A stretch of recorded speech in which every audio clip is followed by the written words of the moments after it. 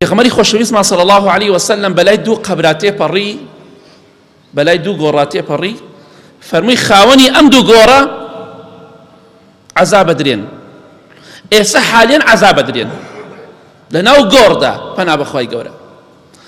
بەڵام ئەم دوو کەسە کە عەزاب ئەدرێن موسڵمانن، بەهۆی دوو شتەوەیە لای خەڵکی گەورە نییە، بەڵام لای خوا زۆر گەورەیە.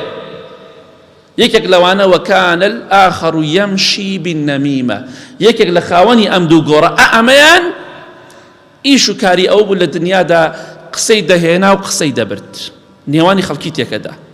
فڵان کەس ئەزانی فڵان کەس وای پێوتی، فڵان کەس دەچێ وەلای ئەو کەش ئەزانی فڵان کەس ئاوای پێوتی، قسە دەهێنێ و قسە دەبە. ئەم ئینسانە لە دوای مردنی دووچاری عەزابی قەبر دەبێت، هەرچەندە نوێژکەر و ڕوو لە خوش بێت. إمامي كعبي دفرمي رحمة إخوالي بك اتقوا النميمة فإن صاحبها لا يستريح من عذاب القبر. خوتان لدو زماني بباريزن قسم مهين وقسم مبن، چونك أو كسي خاوني أم بيشيبه لناو قورد لإسراحتها نابت، فنا بخوا عذاب دريت. كي بيخوش عذاب دريت؟ كسما بمان خوش نية بوشي أب إنسانة شي عذابي خوابه. ئەم ئینسانە قسەی هێنا و قسەی برد، بەهۆی دوو زمانێکەوە، بەهۆی قسە هێنان و قسە بردنەوە ئاگری خستە ناو خەڵکەوە، ئاگری خستە ماڵ خەڵکەوە، ئاگری خستە ناو کۆمەڵگاوە، ئاگری خستە نێوان ژن و پیاوەوە، کێشە و مشکلەی بۆ ژن و پیا و دروست کرد، ماڵی ژن و پیاوی وێران کرد، ماڵی کۆمەڵگای وێران کرد، دراوسەی لە دراوسەی کرد، خزمی لە خزم کرد. ئەم خەڵکە عەزابەدا، خوش لەناو گۆڕدا عەزابی ئەدا.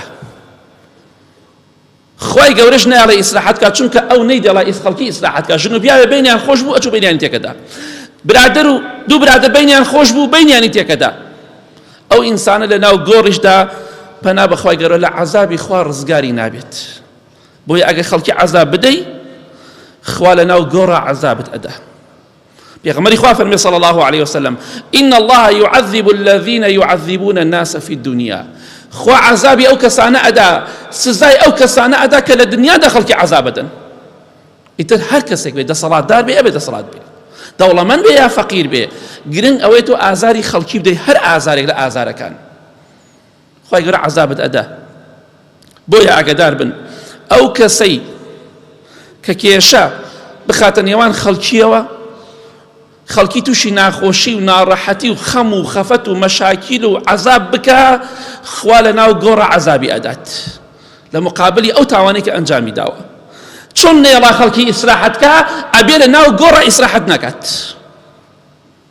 ئیتر مە هەر تۆ هەر بڵێ بەهەشتیم، هەر بڵێ من پیاوە چاکم، دڵنیا بە خوای گەورە تووشی تاوانێکت کردویتە، ئەگە تۆبەی لێ نەکەی عەزابێکی زۆر سەختی بەداناوە، چونکە خۆت حەز لەو تاوانە کردووە، حەز لەو خراپە کردووە، داوات کردووە لە خوا کە پێتی بەخشێ، حەز پێتی بە چالاکی ئەزانی، بە عاقڵی ئەزانی، دەی بەبێ لە دنیادا و لە قیامەتدا باجەکەی بدەیت.